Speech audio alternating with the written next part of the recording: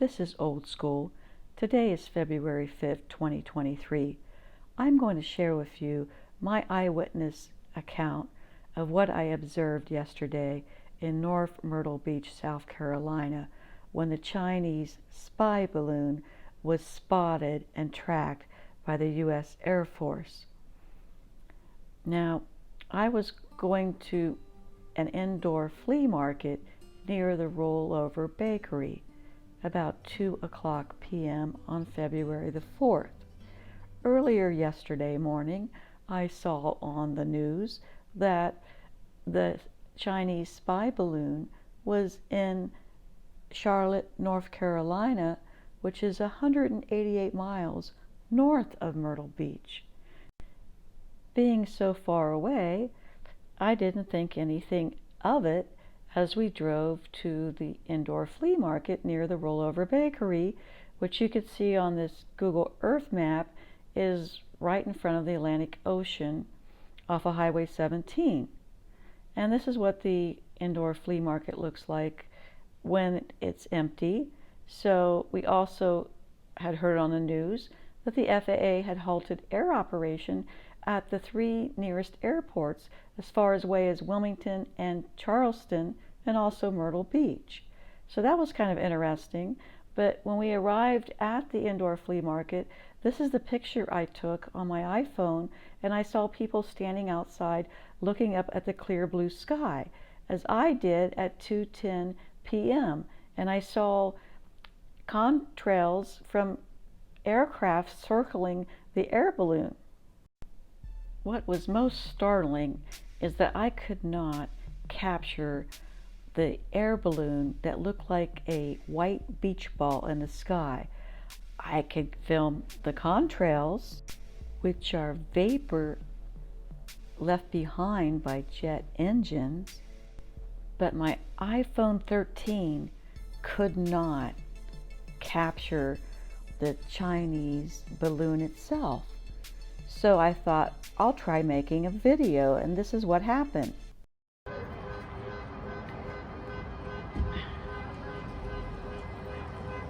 Yeah, I think I'm getting it now. So I got the contrails. They haven't made it stealth that you can't pick it up. Everybody's taking pictures of it.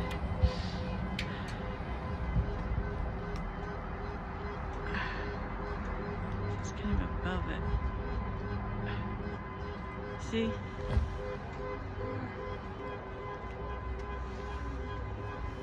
Recording. No matter how long I tried to film and change my iPhone camera angle, I could not capture the Chinese balloon itself. And I knew it probably had stealth cloaking capability that only a sophisticated camera could pick up. But my brother-in-law, who's 6'2", also had his iPhone. So I asked him if he could start filming. Maybe I was doing something wrong or my phone wasn't working correctly. So this is what my brother-in-law was able to film yesterday around 2:15 p.m.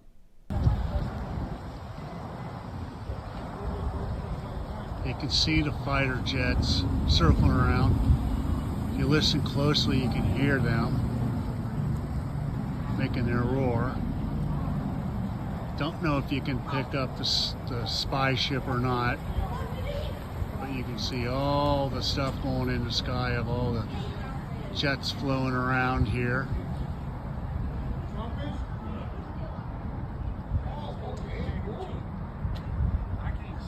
Got a regular air show here. You see them 2 jets lighting up? They're gonna take it out. They're waiting to get it over the ocean. It'll be over the ocean before they get it, though. Yeah, It's getting pretty close to getting to those. And then they're gonna shoot the bastard down like they should have done a week ago. Here's your tax dollars at work. A little closer here.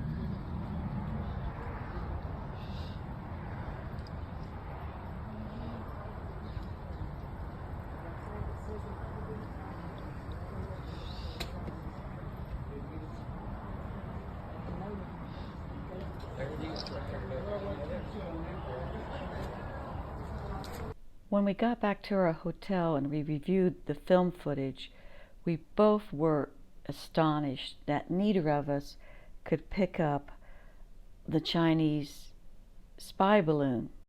I went online and found a picture of spectators on the beach itself who were looking up and filming, and they could see the contrail and the balloon that we saw with our naked eye. And the Air Force F-22 Raptor is the one that took it down. One of the F-22s fired a Sidewinder heat-seeking missile, and that's what struck the balloon and brought it down. And you could see the path it took over the Aleutians, Alaska, onto Montana and Wyoming, where the Chinese spy balloon was filming our nuclear weapon sites that are highly classified. It made its way to Indiana and then on down to North Carolina before it went south to Myrtle Beach, South Carolina. My speculation is the Chinese spy balloon was going to go even further south to Kings Bay, Georgia, to film another nuclear weapon site. The Chinese spy balloons are operated by helium and by solar panels, and as you can see from this chart in the Daily Mail, it can reach heights of 120,000 feet. It's the length of 3 buses, and it's about 90 feet wide. What do you think would happen if a Chinese spy balloon was carrying chemical, biological, radiological, nuclear explosives on board? A 1 megaton nuclear bomb would radiate 80 miles, and probably the entire city of Myrtle Beach would have been wiped out and all the spectators. So I'm posing the question, how did the Pentagon, U.S. military, and Commander-in-Chief Biden know that the Chinese spy balloon, when it was shot down between 60 to 65,000 feet in the air, had nothing on board that could harm a civilian population? Also keep in mind that the debris field from the shot down spy balloon was 7 miles long. And the population of the metro area of Myrtle Beach, South Carolina last year was 408,000 people. This does not include tourists like myself. So that's quite a few numbers compared to Montana, Wyoming, or even the Aleutians in Alaska, where the balloon could have been safely taken down. On February 1st, President Biden gave his authorization to take down the Chinese spy balloon as soon as the mission could be accomplished without undue risk to American lives under the balloon's path. After careful analysis, U.S. military commanders had determined downing the balloon while over land posed an undue risk to people across a wide area due to the size and altitude of the balloon and its surveillance payload, which was several thousand pounds to be exact. Most helium balloons used for recreational purposes can only travel 8 to 10 miles per hour, depending on the speed of the wind and duration of flight. But a helium balloon can float as high as 20 miles above the Earth's surface. And this is as far as it can rise. Helium balloons cannot go into outer space, which is 600 miles above the surface.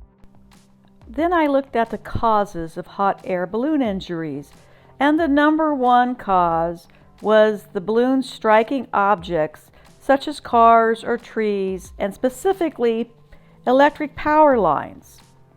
And of course, takeoff and landing of air balloons are the most dangerous. So I calculated 60,000 feet divided by a mile and figured that the balloon was around 11 miles in the sky over Myrtle Beach, South Carolina. But as you can see, we had a lot of power lines in front of the flea market. And what really was disturbing, that none of us who had cell phones were receiving any kind of emergency alerts.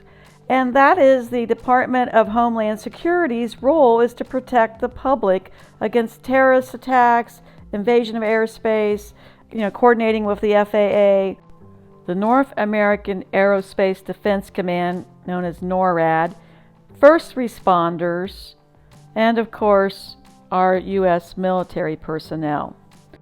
And it was unbelievable. As I stated earlier, as we were driving along Highway 17 in North Myrtle Beach, we saw no police cruisers. We received no emergency alert on our cell phones to take cover. It was like an ordinary day with blue skies and nothing out of the ordinary. Except earlier in the morning on February the 4th, we saw on the news that 3 airports within a 300-mile radius had been closed. I also found out that Senator Greg Hembry was on site watching the missile strike of the air balloon from his neighbor's backyard, and this is what he had to say.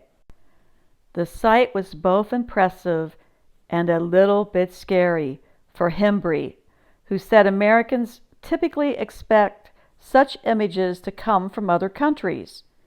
It was stunning, Hembry said. You don't ever think you're going to see a live engagement with an adversary in sort of a military context. The ensuing debris spread across 7 miles and landed in 47 feet of water, shallower than what officials had expected. Now, House Intel Chair Mike Turner from Ohio has criticized President Biden for lacking urgency in the handling of the Chinese spy balloon. And Turner went more specific in saying the president taking it down over the Atlantic is sort of like tackling the quarterback after the game is over. Turner is an Ohio Republican. He said it in an exclusive interview on NBC News Meet the Press. What I find most flabbergasting, it was predicted that the Chinese spy balloon could end up over the Carolinas during the weekend if Biden failed to take action. And that's exactly what happened. The White House said on Friday, February 3rd, 2023, that President Joe Biden would not shoot down the suspected Chinese spy balloon despite calls from lawmakers and other people. Then we read that the jet stream was the cause of the Chinese spy balloon drifting to the Carolinas. And Secretary of State Anthony Blinken admitted that the balloon had unexpected maneuverability. It could steer from satellites all the way in China. And surveillance balloons are equipped with cameras, sensors, radars that point down to the ground, all powered by attached solar panels.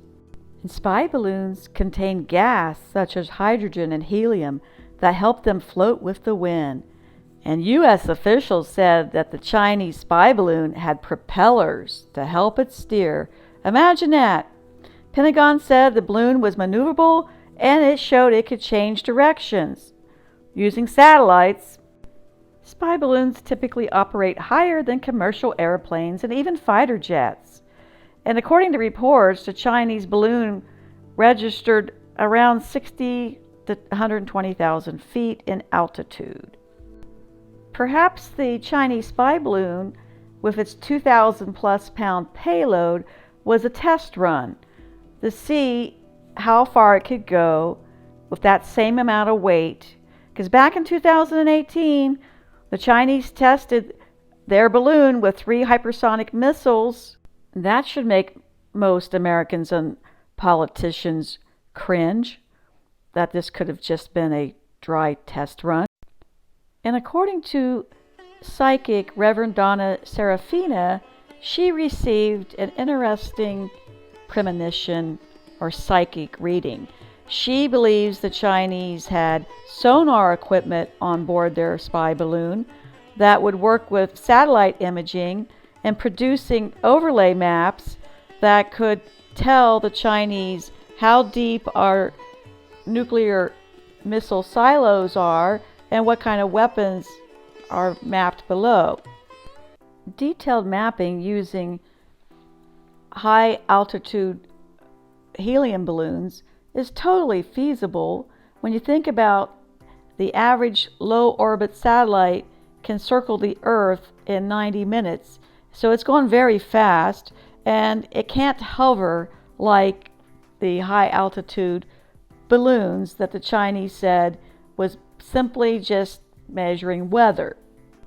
My sister had the newer iPhone 14, and as you can see on this picture at North Myrtle Beach in front of the Rollover Bakery, it appeared as a tiny dot, the Chinese spy balloon. And this is what it looked like when I expanded it. I also visually saw it move horizontally when the jets came up on it.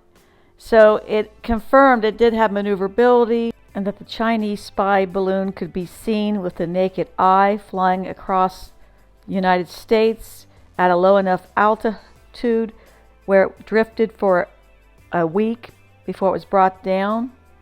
And that one guy named Chase in Montana, he took this picture using high sophisticated camera equipment, and other media outlets were using it. Another lady in Indiana, she caught a picture of it outside of her windshield.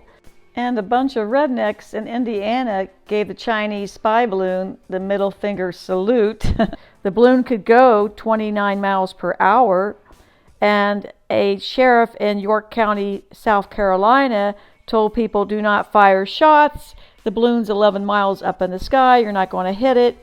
The Canadians back in the 90s tried to use rifle shots to bring down a weather balloon and were unsuccessful. So our military knew it had to be brought down with either probably a missile or a laser. I'm a 30-year military veteran and a retiree. My personal belief is that our government did not adequately protect those of us on the ground at North Myrtle Beach on February the 4th, 2023. And that's the government's primary duty, is to serve and protect. I also believe that now Americans are thumping their chest because the F-22 had its first kill and all the spectators were part of history. But I can't help but think we could have been collateral damage and that anything could have happened. The Chinese could have done a kamikaze attack. They could have used that 2,000-pound payload and blamed the jamming capabilities of the U-2 Dragon Lady, which we know now that was deployed out of Beale Air Force Base in Northern California.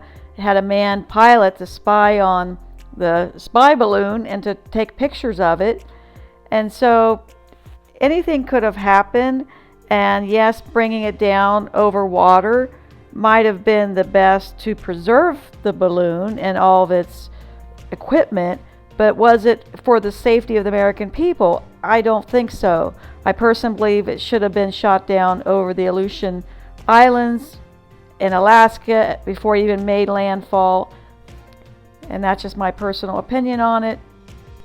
And NORAD 4-star General Glenn Van Herk recently said that he could not confirm if the Chinese spy balloon shot down on February the 4th had explosives on it or not. And anytime you take down something like that, it could be an assumption that that potential exists. However, retired Army General John Ferrari had a different opinion. He said even if the spy balloon was not armed, it posed a risk to the United States. The spy balloon's flight itself could be used to test America's ability to detect incoming threats and find holes in the country's air defense warning system. It may also have allowed the Chinese to sense electromagnetic emissions that higher altitude satellites cannot detect, such as low-power radio frequencies, which could help the Chinese understand how different U.S. weapon systems communicate. NORAD General Van Herk made some interesting statements about the 10 Chinese spy balloon sightings under the current administration and previous administration. He said that the Defense Department did not detect the previous balloon sightings, but the intelligence community was made aware of them through other means of information collection. Reports then suggested that these intel officials were made aware of the incursions, but did not raise the matter with top leaders in the Pentagon or White House. Instead, they classified the sightings as unidentified aerial phenomena, otherwise known as UFOs. Glenn Van Herk is a four-star general who recently turned 60 years old several months ago in October of 2022. In less than 4 years, NORAD General Van Herk will be forced to retire when he reaches 64 years old. Congressional investigations take time, and will the House GOP proceed with having a spy balloon investigation? It'll be interesting because they should demand copies of situational reports from NORAD and the U.S. intelligence agencies. The situational report will show where it got routed to.